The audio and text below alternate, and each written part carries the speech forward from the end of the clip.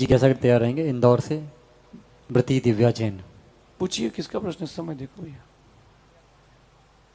नमस्ते महाराज जी, नमस्ते। महाराज से ये प्रश्न है कि अपन मंदिर जाते हैं तो उसमें अपन जो द्रव्य ले जाते हैं तो अपन द्रव्य चढ़ा देते हैं, तो फिर काय उत्सव करते हैं उसकी विधि क्या होना चाहिए कि कई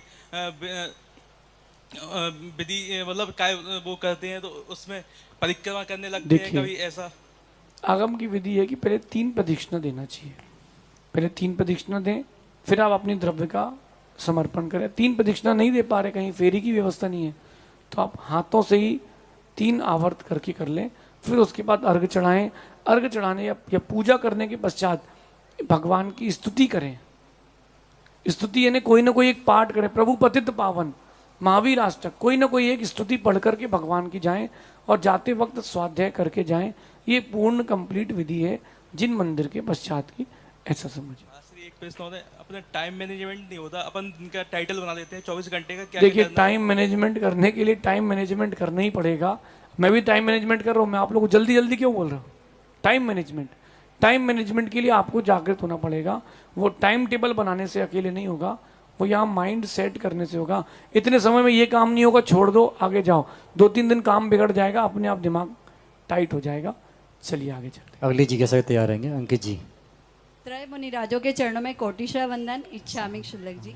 महाराज जी, मेरी जिज्ञासा है कि आधुनिक युग में युवा वर्ग देर रात्रि कालीन तक मोबाइल चलाते हैं, तो उनका भविष्य सही बने, अगले दिन बुरा प्रभाव पड़ता है, तो इसका समाधान करें महाराज जी। देखिए, गलती फोन की नहीं है, गलती हमारी व्यक्तिगत है।